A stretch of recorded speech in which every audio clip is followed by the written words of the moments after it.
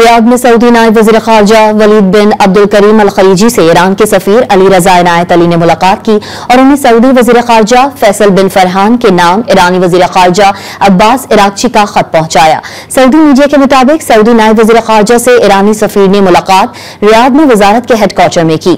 मुलाकात में दोनों मुल्कों के दरमियान दो तरफ़ा ताल्लुकात और मुख्तलिफ शोबों में उन्हें बढ़ाने के तरीकों का जायजा लिया गया।